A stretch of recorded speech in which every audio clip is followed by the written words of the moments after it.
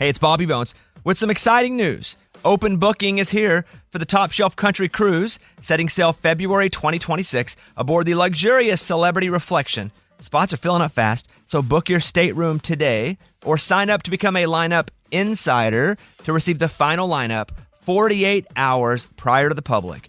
Don't miss your chance to make February 2026 unforgettable. Visit TopShelfCountryCruise.com. That's TopShelfCountryCruise.com.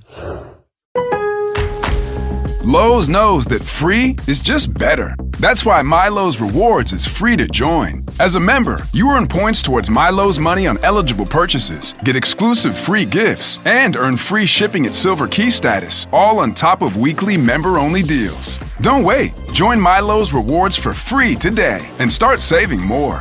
Lowe's, we help, you save. Loyalty program subject to terms and conditions. Details at lowes.com/terms. Subject to change. So what are they going to do for the finale? Yeah, hard to say. We don't even know if Cherry made it in yet. But we assume she did. Maybe. They could just be covering the season, though. I guess that's true. Yeah. And that is beans and grapes. What? How is that possible? Because I get double knife bonus, Tom. Okay, that doesn't seem right. Double knife bonus, of course. Okay. Hey, all right, my turn. Hey guys, what's going on? What are you doing? Oh, hey, Cecil, you like it? It's called Yerahona Hanji. Feels like you made that up. Just did. noises. That's right. Yep. Mhm. Yeah, he did. Mm-hmm. So, you know how without work we went through all the board games. All of them. Then we watched everything on Netflix. And Disney Plus, that catalog, gone. And Hulu. Yep. Yeah. And then I remembered this week's topic and I realized, hey, what's a game that never gets boring? One that risks your life. Yeah, I see that. You got hunting knives, jar of bleach over there. And is that a crossbow? Did you bring a crossbow for this game? Yeah, but that's only for the bonus round. So you can't use that. Make me feel better. Guys, this is ridiculous. There's plenty to do without throwing hunting knives around and drinking poison and stuff like that. Yeah, I mean, guess we could just read the news. All right, scoot over. I'm in. So are there like teams or is it? Yeah, there are teams. Dibs on Cecil. Dibs on Cecil. Crap! Tom, Base. trade me a knife for Cecil. No way. No, what? No. Cecil, stab Eli. That's my Cecil. My pleasure. It's not even started yet. My pleasure. Different game. I'm out of clones.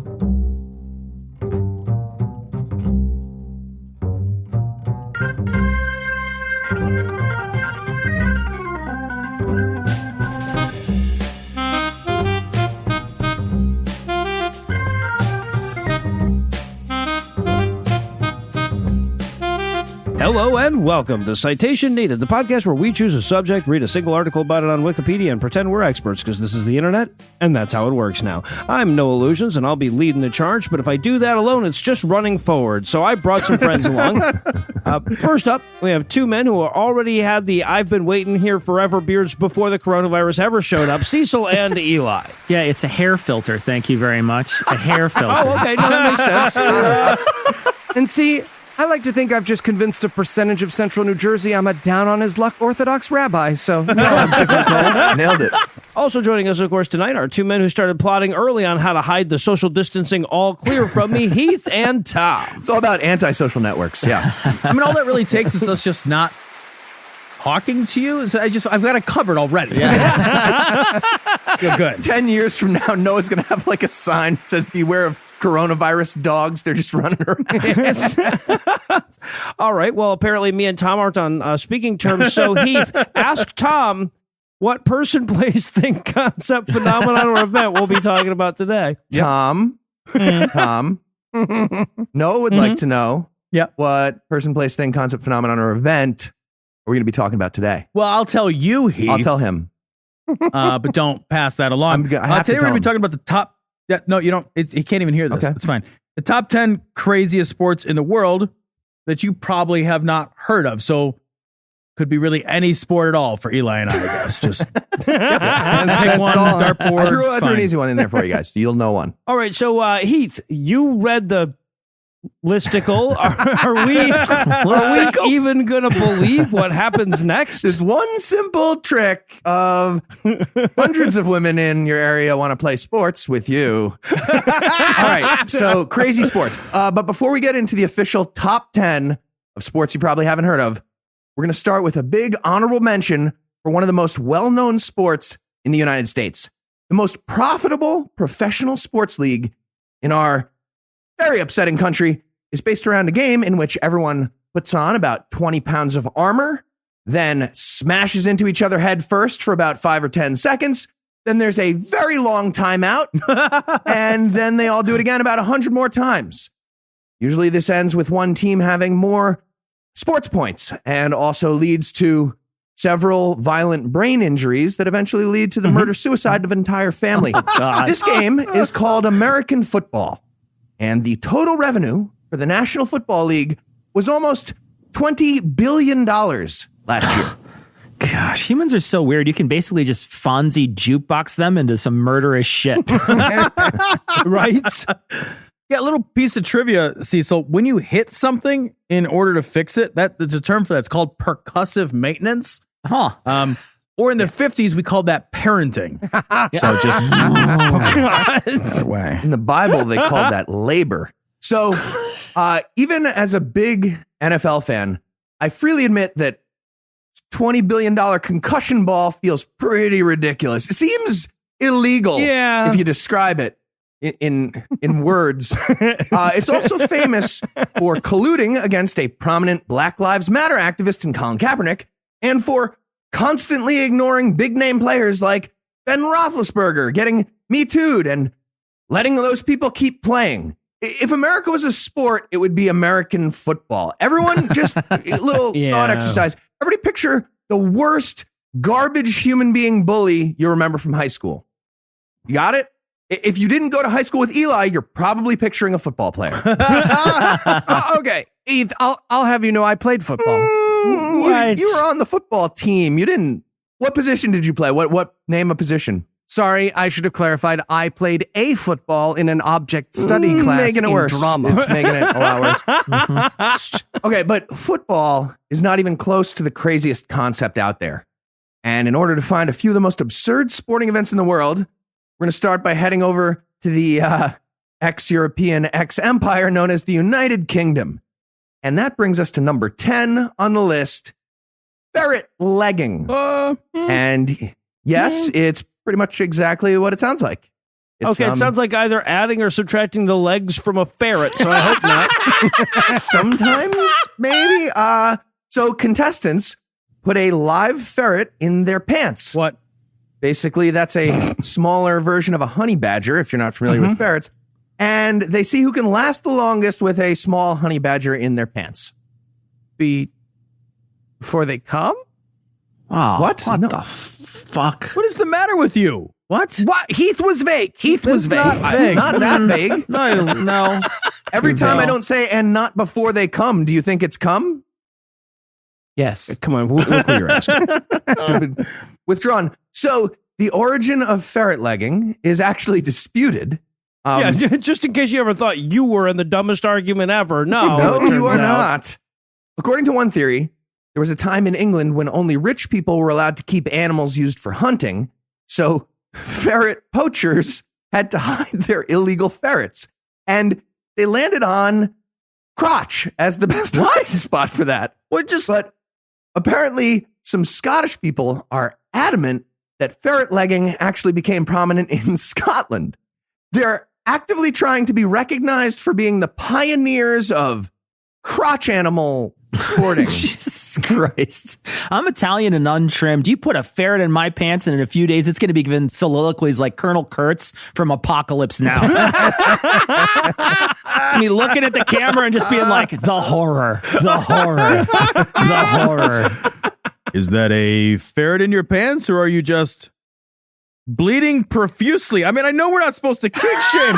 I feel like we can make an exception for this one. It's an interesting one. So regardless of where the sport of ferret legging was officially invented, it naturally dwindled in popularity, mostly for being fucking stupid. But there was a resurgence in the 1970s, especially among the coal miners of Yorkshire, England. Then it fizzled again until the lovely people of Richmond, Virginia decided their crotch injury sporting scene was lagging, and they set up a national ferret legging competition that lasted from 2003 until 2009. It's too long. But yeah, that is way too long, more than 0. But it looks like the people of Virginia never really mastered the game the way the British had. The world record is still held by Edward Simpkins of England, who had one or more ferrets inside his pants for 5 hours and 10 minutes during a competition in 1977. That's also Jesus too long. Christ. And despite multiple bite wounds, violent bite wounds, you could see the blood coming out, he kept going and even played through his game of darts that he was also playing during this at a pub where they had the event. Okay, but Jesus. I kind of want the ferret's post-game interview, right? Enduring terrible, pointless agony for hours on end. We have replaced ferrets in our pants for arguing online. I miss the ferrets. The ferrets are better. All right. So, objectively less crazy than American football. It's easy to explain, fewer injuries. I can see immediately why it would be fun to watch. And according to legend, at least, it arose because somebody had to do it once. What else do you have, Heath? All right, next up, also from England, at number 9, we have the Eton Wall Game. This is a tradition that dates back to the early 1800s at the Eton School, the most prestigious prep school in the UK. And that's where a bunch of rich white boys invented a combination of rugby, soccer, and I love this part. It's like made up backyard game with stupid house rules about like the corner of the shed and second tree. It's just all made up shit like that. And it all happens with 20 players, 10 against 10, in a big pile against a long, slightly curved brick wall on the Eton campus. The length of the playing field is 110 meters along this wall, and the width is the 5 meters of grass right next to the wall. And the game clearly started out like UFC with basically no rules. Your team had to somehow get the ball to the other side, and you could do everything except murder. And spoiler, I kind of just described number 1 on the list, except it's with murder sometimes. And the Eton game might have actually allowed murder too, but a bunch of British rich kids just never pulled it off. But that's the basic idea of the game. It's just that way ball. Okay, this sounds like gladiatorial Red Rover. And like, I've never played sports in my life. This one, I could go varsity on this one. Yeah. Well, and this is not to be confused with American football, which is way different than that way, Paul, because the field is wider. It's wider. No wall. There's no wall. Dimensions. At all. Did you No guys wall. see the Sense. outfits they were in when they were playing this? That looks like the Hamburglar went greatest. on fucking Project Runway or something. Like, it's awesome. It's fantastic. So the game actually, it got a set of rules eventually written on a scroll of old-timey parchment, no doubt, with the 16th and latest revision to those rules coming in 2001. They're super serious about it. So here's how it works. The two teams get into a big scrum next to the midpoint of the wall. The ref puts a round ball in the middle of that scrum, and everyone starts just smushing each other and trying to roll the ball out of the pile and kick it downfield towards their goal. On one end, the goal is a garden door, and on the other end, it's a tree. And you score points one of 3 ways. You can kick the ball and hit your goal for 5 points. You can ram the pile towards your goal along the wall and get to your end zone. That's the last few meters of the field, called the calcs. And then when you're in the end zone, you can pin the ball against the wall with your foot. And if a teammate touches the ball with their hand, you get 1 point. That's called a shy. And then after a shy, you can get 9 more points by throwing the ball from your end zone and hitting your goal. Okay. Quidditch is starting to make a lot more sense. I get it now. Right? Yep. They play informal matches all throughout the year at Eton, but the big game happens annually on St. Andrew's Day, when the scholarship kids, known as the Collegers, make up a team out of their 70 students, and they take on the Opidans, a team chosen from the rest of the school, which is about 1,250 other students. And apparently, the super nerd team of much smaller total choosing, they actually win sometimes. But the most common result is a 0-0 tie because the game's fucking stupid. The 9-point goal happens about once every 10 years What? across all the games they play. And there hasn't been a 9-pointer in the St. Andrews Day game since 1909. And just for context, Eton is basically a funnel for turning your kid into a member of parliament or just aristocracy in general. And Boris Johnson actually went to Eton and played for that nerd squad of scholarship kids in the wall game. So that's what the future leaders of the UK are doing. They're playing a game where pretty much nobody ever wins.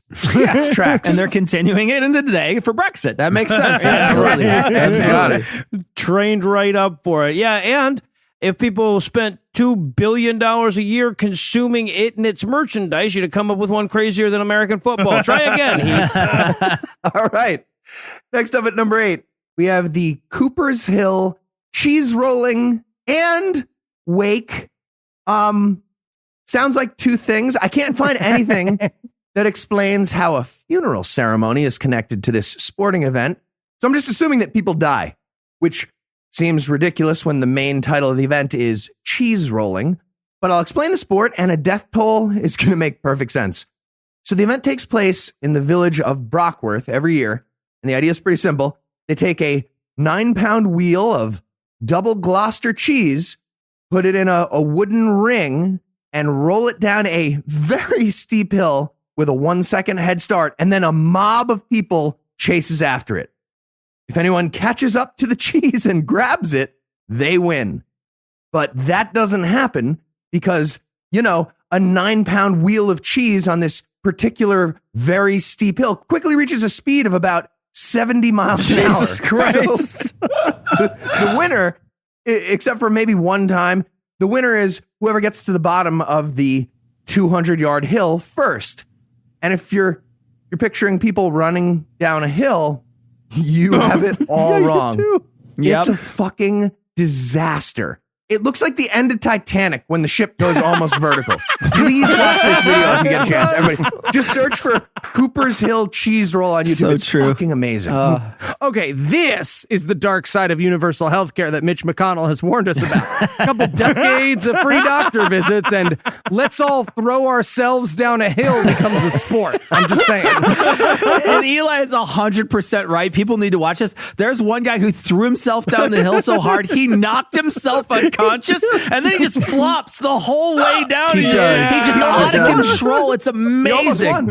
My life is more fucking complete in every goddamn way for having watched this. Like, imagine if every version of the barefoot idiot in a 7-Eleven parking lot purposely gave himself a concussion and you got to watch it. Like, that is what this is. It's amazing. Well, we're going to get to the redneck games in a second. Put in that, Tom. Spoiler. I also didn't think it looked cool and fun. The best part is the injuries at the end. They look so sad. It's amazing. Oh my gosh. It's ridiculous. The best part is where someone falls down and then just random chance of their flying body puts them back on their feet for a second. Oh, So they're like, so good. Oh, shit, I'm running again. Then they immediately fall again. They look as surprised to be standing as they do to be falling. It's the videos funniest are amazing. thing I ever saw in my Also, life. it's fucking fantastic. I want to go to this thing so bad. Gravity does such an amazing thing to the human body when you're falling down a hill, too. Like, it's all these guys and blokes who are like, oh, cherry down to the pub. But the third time you've been thrown against the side of a hill, you just return to the child your parents were the best for. It's the best. I want this to end. It's like an acid trip, but with hurting. I can't stop it. It's the greatest. And then they're standing at the bottom and they got their fucking arm in a sling and fresh stitches in their head and they're holding the fucking wheel of cheese under their arm like they won something. It's fucking amazing. At the end of it, you get cheese. You get cheese. fucking Why fresh cheese? stitches on your face that you get to present to everybody for the rest of your life, but you got that fucking cheese. Congratulations, stupid. And most of them didn't even get cheese. No, but they all got Hardly anybody vegetables gets cheese. because that's what they are when they reach the bottom. And by the way, I couldn't find anything about fatalities, but again, it has wake in the title, so I kept looking. I did a good amount of research, couldn't figure out how that gets into the title. And every year, the bottom of the hill, it's just a giant outdoor medical facility because they're fully aware of how dumb their stupid thing is. Pretty much the entire local EMT service is standing ready right there at the bottom. And to help out all the official medical personnel, the local rugby team volunteers as catchers to literally catch people who can't stop themselves at the finish Jesus line. Christ. It's so funny to watch. The rugby players also carry off anyone who gets so badly injured they can't even finish. And they're like, random rolling isn't lucky enough to carry them across the line. And that's not to mention the cheese-related injuries that must happen. In 2013, they had to switch out the cheese for a foam replica for safety reasons, which means at least one person got fucking mauled by a 9-pound wheel of cheese careening down this hill at 70 miles an hour. With a cheese-shaped hole in the middle of their torso. That's amazing. And that fucker was lactose intolerant, so it's fucking insult to injury, asshole. Next up at number 7, we have a sport that originated in Colombia called Tejo. It's pretty similar to, like target throwing games like cornhole or bags, whatever you call it, or horseshoes. But you know how those games don't have any gunpowder explosions? Tejo fixed that problem. And it's about goddamn time. Thank you, Columbia. So the game area is an alley about 20 meters long, and you throw a metal puck at a goal on the opposite end. The goal is a box filled with clay that's tipped up at a 45-degree angle and has a round pipe just barely sticking out of the clay that represents the bullseye. And you get points based on how many bullseyes and how many almost bullseyes you get. Plus explosions. Around the bullseye, they put triangular envelopes full of gunpowder that explode if you hit them. That pipe is a bullet. They include shrapnel. It's like Phineas Gage, like number 1 in the sport. These guys are sitting around. They're like, horseshoes, hand grenades. Why not both, guys? Come on. All right. Moving on to number 6, the Redneck Summer Games. This annual event was held in East Dalton, Georgia, every summer from 1996 through 2012. It got started by a local radio station manager named Mac Davis after he heard a news report saying that the upcoming Summer Olympics in Atlanta in 96 would be organized by a bunch of rednecks. And he got mad. He took offense to that and clapped back by leaning all the way into the stereotype. Okay. Creating something called the Redneck Summer Games. The Redneck Games and the events were exactly what they sound like. It's any NASCAR event? it's right on the nose. The events included the armpit serenade, bobbing for pig's feet, seed spitting, toilet seat throwing, the mud pit belly flop, the big hair contest, just bigger wins, I guess. Also, bug zapping by spitball. What? And the cigarette flip.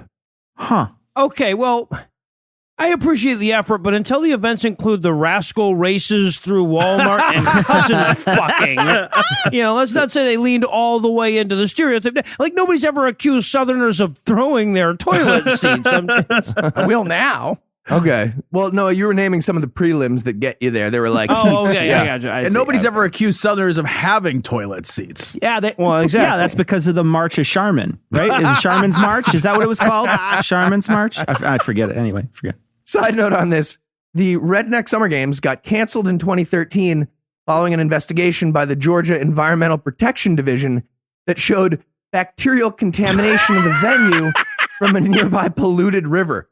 But the organizers claim it was canceled for not that. Just we didn't. Different. We wanted to. They not died do as they anymore. lived, proud of something you shouldn't be. That's about right.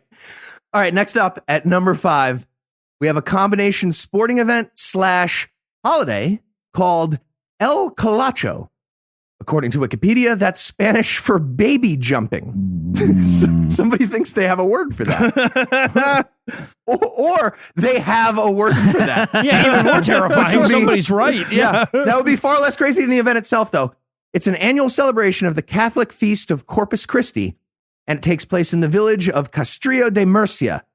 It's a week-long festival that ends with thousands of people watching men dressed as the devil run through the streets of the village, hurdling actual newborn babies who were placed on mattresses along this extremely upsetting obstacle course that they make. But this is still safer for the kids than being an altar boy, though. Still, like, much, much safer.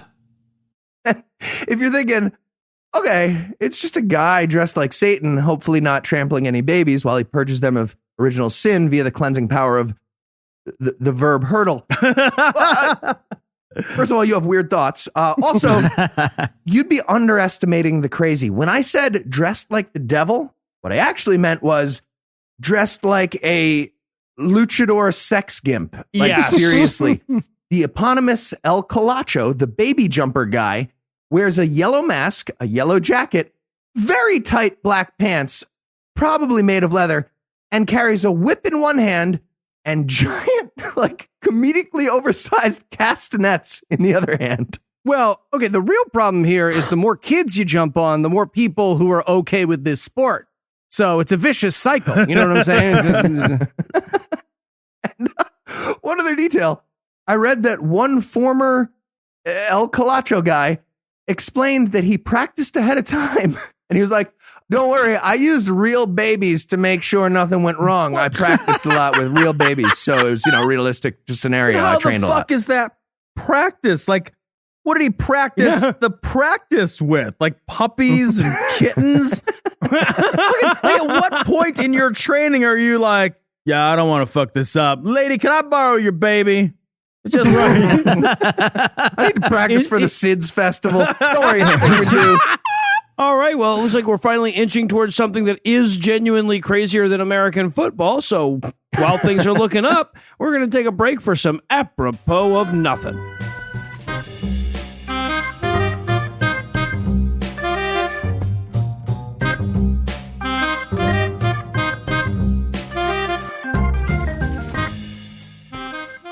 All right, everyone. Thanks for coming. Really excited.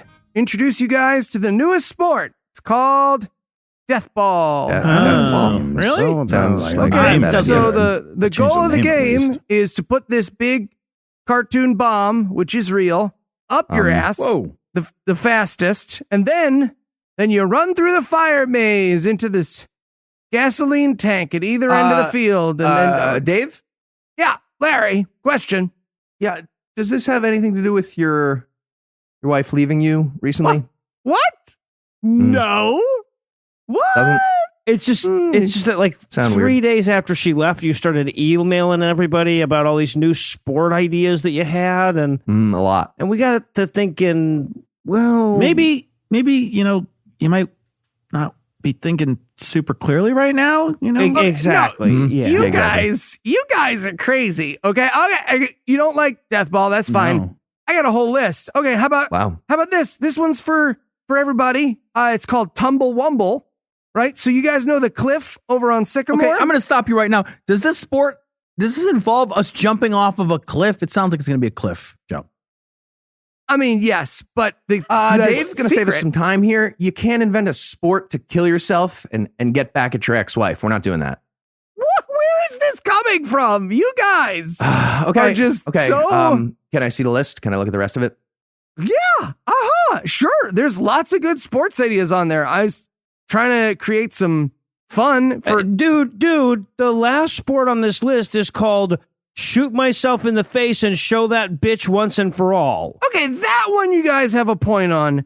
But See, yeah, this is We had what a we're point talking about all of them. This That is was, See, we like had a super point from the aggressive. beginning at Death Don't- Ball. Our Death don't Ball murder was for anybody. real, guys.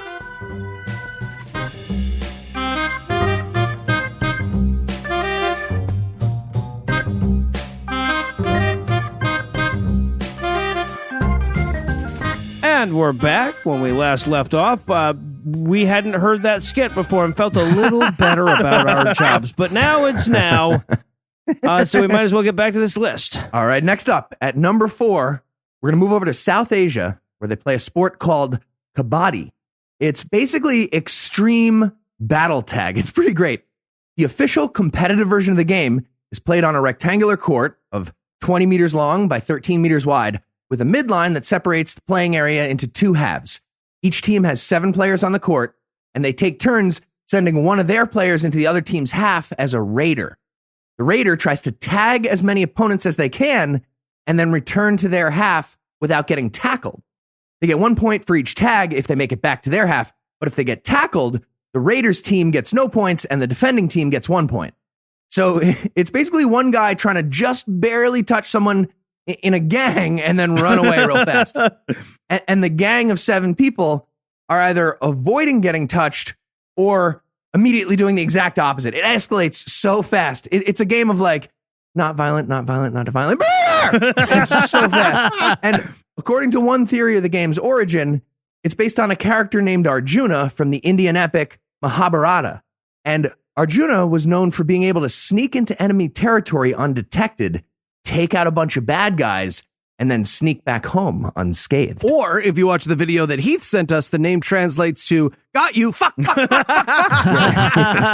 I'm sorry. In what universe is this crazier than the cheese roll thing? Okay. This one got bonus points for like actual. Like I would want to play this game a lot. Maybe not as much the cheese roll game. I kind of want to go to it. I will watch. Have nachos. And kabaddi has a few other wrinkles. Inside each half is one other line that divides each half into the shallow zone and the deep zone. The raider gets a bonus point if they ever get into the deep zone and make it home without getting tackled. So there's lots of faking a tag of the other team, then just barely touching the deep zone and then running away. And the other big factor is players getting taken off the court during the game. If you get tagged during a successful raid, you're out of the game until your team can revive you by getting a tag point or a tackle point on a future round. So the sides get smaller at times. And if a defending team has under 4 players, the tackle is worth double at that point. And one last rule, this is my favorite part. During a raid, the raider, it technically isn't allowed to breathe in.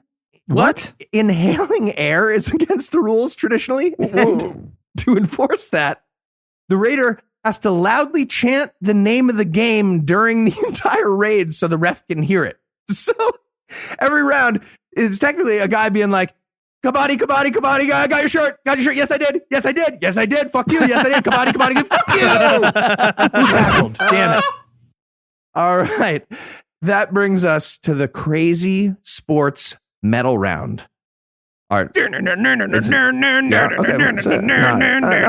kind of medal, but go ahead. Please, by the way, that sound was spelled DNNNRNNRNNRDDNRRNNRR. In case you're curious. Dude, it's SQUAIRN, like obviously. Just I didn't squirt in an arrow. I didn't in an arrow. This is why I'm going to be on the front with the flaming guitar, and you're going to be a blood bag.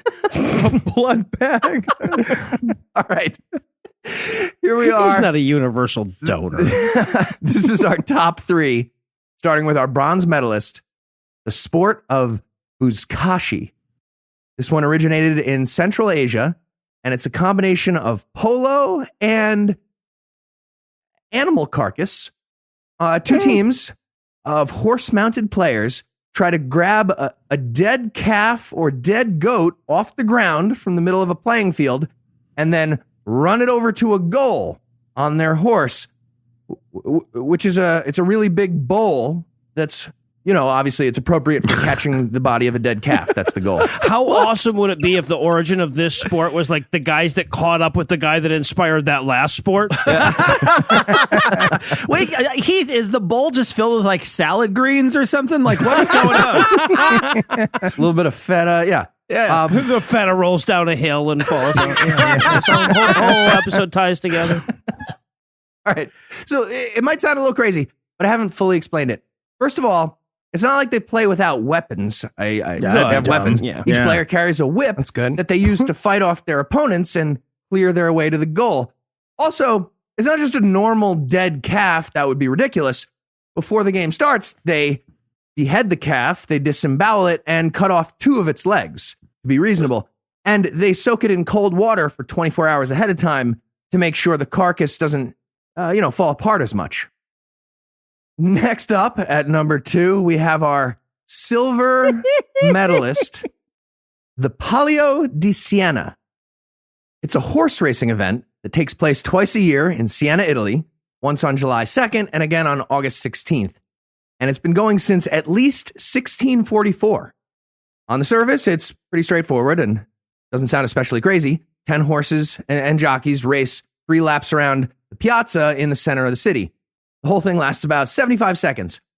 But behind the scenes, the race is actually the manifestation of a violent blood feud between the 17 neighborhoods of Siena somehow. I'm not saying that all Italian stereotypes are true, but I am saying that this isn't helping at all. This is not dispelling any of them. Here's how they do it. They have a lottery system for each event to determine which 10 neighborhoods or contrade get a horse in the race. And then there's a highly complex series of meetings to pick 10 horses of exactly equal rating. They have to be even. And those horses get randomly assigned to the 10 contrade right before the race. And the entire process is constantly being rigged on multiple levels. And that's because these neighborhoods, again, they fucking hate each other, apparently. I don't understand how this works, but I guess like if you live on, say, 29th Street and you find out someone lives on 31st, you're immediately mortal enemies because you're both definitely involved in an elaborate double and triple crossing murder plot to kill the other guy's horse and jockey during the next race. The secret plotting even affects the starting mechanic of the race. Here's how it works. They bring 9 of the horses into the starting area between 2 ropes, and the 10th horse, chosen by lottery, waits behind that zone. And then there's a really long process of 9 horses and jockeys battling for position, while the 10th jockey waits until the neighborhoods he made deals with are in a good spot. And this can last for obnoxious amounts of time. And then jockey number 10 finally runs into the starting area, and that's when the gun goes off and the race starts. Yeah, I watched this. This is equestrian NASCAR, complete with 6 horse pileups on turn 3. I mean, it's just, yep.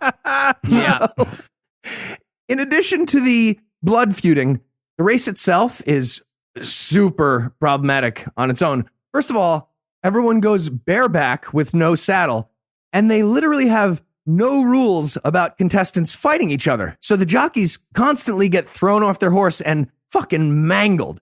But that never stops the race because the horse is all that matters in the official rules. And the horse can continue the race without the jockey. In fact, the winner of the race in August of 2019 was a horse with no rider at the finish line. Okay, like, why send a jockey in at all? It just slows down the horse. Apparently. What? Yeah. And on top of all the jockeys getting hurt, it's even worse for the horses. Well, yeah, because those injuries are sad when that happens. The fatality numbers are disputed, but here's one estimate, and also the ultimate example of a sentence on Wikipedia. Exact quote: according to the Anti-Vivisection League, a total of 48 horses have died from 1970 to 2007. An average of 1 dead horse per year. End quote. So, animal rights organizations have been trying to shut this thing down for a while. Yeah, 37. It's amazing that you dividing. It's fine. Yeah, but these animal rights organizations, they've been trying to shut it down for a long time, and Siena's been like, no. A horse with coronavirus sneaks up and sneezes on an Italian guy. There, now we're even. all the chefs that are making pony scallopini are in Italy are just whistling and walking away right now. And not even paying attention. Oh, why did you not go with Scalaponi? The entire city, it goes crazy for this event. The city square on the inside of the track, the Piazza del Campo, fills up with about 40,000 people so they can watch the race. Not at all, because most of them are smashed inside a giant crowd of 40,000 people. And keep in mind, the horse race, that part barely matters. Again, this is a tightly packed gang war that happens to have a horse race next to it that like determines a little bit of the yelling and screaming. Each neighborhood is wearing their gang uniforms and colors, which looks adorable and silly because it's Italian people dressed like Cirque du Soleil. But the moment the race is over, it turns into a drunken orgy of violence. And it starts kind of like that before the race. Apparently, it's common for so-called mixed marriage couples who come from different neighborhoods to separate for the week of the race because of the rivalry. I mean, it seems extreme, but I know a lot of marriages that could use a week apart that ends in a gang war once a year. So see how it might help. All right, that was Il Palio di Siena. And that brings us to our champion, the number one craziest sporting event in the world. Also from Italy. Good work, Italy. I want it to be like somebody rolling cheese down the other side of that hill. I'll be honest with you. It's rolling cheese up that hill. Yeah. The same time. So here we are, the number one craziest sporting event in the world, Il Calcio Fiorentino, which is Italian for Florentine football. The big event is the annual tournament each June in the Piazza Santa Croce in the center of Florence. And once again, we have a sport based on the idea that neighborhoods of Italian cities need to congregate in the center of the city at least once a year and try to murder each other. They're divided into quarters, and each quarter brings a team of gladiators to beat each other senseless for bragging rights. Plus, there's a ball in there somewhere once in a while. It's murder ball. It's literally rugby plus street fighting. Yeah, we have that in Chicago. We just call it the West Side. Yep. Pretty much. Yep. Yeah, but without And the rugby, though. So they set up a pitch by covering the city square with sand and building a temporary arena around the sides with a playing surface that's about the size of a football field. Or exactly the size of a football field, depending on where you're from, really. From Florence. Two teams of 27 players, each line up on opposite halves.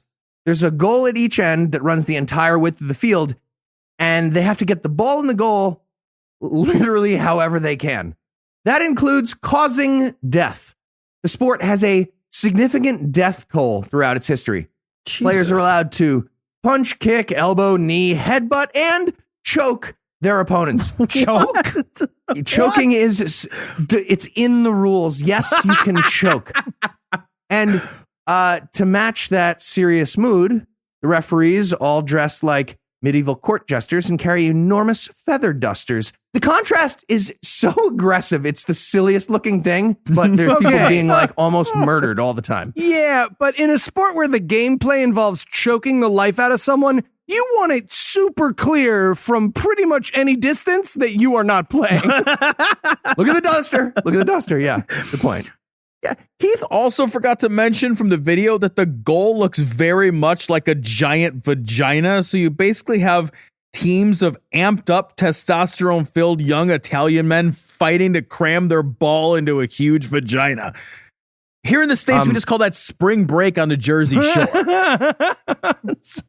Also, I'm sorry, I feel like I'm getting off subject now, but what are the jesters doing, right? Like, if you can choke someone to death in this sport, what are they refereeing? Yeah, no, like traveling, double dribble type stuff. There's a lot of weird technicalities. But you are allowed to choke. Tom, can we circle back? What do you think? Describe a vagina, just so I know. You think Those the goals, goal? what? It's a goal that it runs 50 yards wide approximately. It has netting. What are you talking about? Heath, I watched that video. There's like this weird like tent structure. Vagina? Is that not the goal? No. Okay. I'm going to circle back for another question in a second. No, that's not the goal. The tent is where the coach of each team gets to just hang out in the shade because it's really fucking hot. I thought that was the Dibs goal. on that. I want to be that guy. No, that's the coach who's actually not in the game, and he wears something like halfway in between what the players wear and what the crazy medieval jester referees wear. So it's clear that you can't really choke him out either. He's just the coach, but he wears his team's colors. Wait, I know I'm asking basically the same question about a different guy now, but what the fuck does the coach do? Right? Like, what's the strategy? Are we going to need to choke him to death? No, all the way to death. What? No, the coach walks around and is like, hey, come on, no, you beat up that guy, no, switch, and he's doing like choreography and stuff. I see. So again, the vast majority of the game is a giant MMA fight with occasional little bursts of like freestyle rugby. But the ball seriously doesn't come into play for such a long time. The game starts with a referee throwing the ball up in the air along the midline, and both teams trying to bat the ball backwards towards their team to gain the first possession. And that's when the ball entirely stops being involved for a long stretch of nothing, except bare knuckle boxing and choke wrestling. That's what happens for a while at the beginning. I just watched the video from last year's event, and after one team wins the jump ball at the beginning, a few guys just hang out with the ball, like all the way behind the front lines, and just watch the field get slowly cleared out as people get beat up and carried off on stretchers. They literally didn't try to advance the ball for 31 straight minutes. And Wow. the whole game is only 50 minutes. And during this giant delaying time, the backline guys, they're doing this like this silly routine of playing catch and running little like 3-man weave patterns for absolutely no reason. They're just waiting for enough grievous harm to make the game playable, but they like play a little game of catch the back while that happens. Ooh, feels like that could get awkward. Die, you bastard! Guys, a little help. Being murdered. Oh, wish we could, buddy. Yeah, no, we would, but like we're doing the stretch stuff. Yeah, the stretch stuff I hate and the you ball guys. stuff. Yeah. Yeah, we have the ball. Take that! So, my favorite part, I think, is the social dynamics of the fighting. It's super fun to watch. There's no set of rules about like who gets matched up in a fight. So they all just kind of roam around and they all want to seem tough, but you can clearly see certain guys realize they've lined up against somebody way too big and strong and have to do this like fake dancey thing. Like they were just still warming up and they back off and do a little fake yoga for a minute and then try to find somebody else. But the big guy at that point usually follows that guy around for a while to make it really obvious what's happening. And the crowd actually starts laughing at that guy at some point. It's the best. Yeah, it's all fun and games to that big guy until that little dude like skips back and downs a can of spinach and is like, Skip sky, skiddly die do. And the other great part of the fighting is when it turns into a takedown. I guess if you get tackled and both people, they're kind of tired a lot of the time. So there's this unspoken truce rule at that point. So you get one guy straddling the other and they just like take a little time out, drink a little water, have a weird straddle conversation. I'm not sure. But since each team effectively loses one person, it's no big deal. But these pairs don't get taken off the field. They have to stay there by the rules, I guess. So most of them eventually get super lazy and you see people just like spooning for a little while next to the murder. It's delightful. I'm sorry, a game where cowardice is king and being a super good snuggler puts you at an advantage? I found my sport. Eventually the team with the ball tries to play the sport with the ball. Eventually. So you get 1 point for a goal, but the other team gets a half a point if you shoot the ball over the top of the thing that Tom thinks looks like a vagina, the goal. And whichever team has more points at the end of 50 minutes is the winner. And here's my favorite part. In the early days of the game, the organizers noticed that the best strategy was to wait with the ball for long stretches. And this was making it less fun for spectators and also less conducive to gambling. So they started releasing bulls onto the field in order to incite more action. What? Yeah, apparently they stopped doing the bulls thing more recently, making the game into the sensible event that it is today. There hasn't been a giant brawl that had to be broken up by riot police since 2007, so that's good. Oh, well, there you Wow. go. All right, getting better. Moving along. And if you had to summarize what you've learned in one sentence, what would that sentence be? Palio di Siena and Calcio Fiorentina are going to have some different rules this year, is my guess. Oh, yeah, right. All right, so are you ready for the quiz? Ready for the quiz. All right, Heath. Sure, today's sports sound dangerous, but entertainment has some risks as well. Which of the following is the most dangerous role for an actor? A, sharing a dressing room with Louis C.K.? Wow. B, sharing a water glass with Tom Hanks? Or C, sharing a daughter with Charlize Theron's mom? Oh my God. It's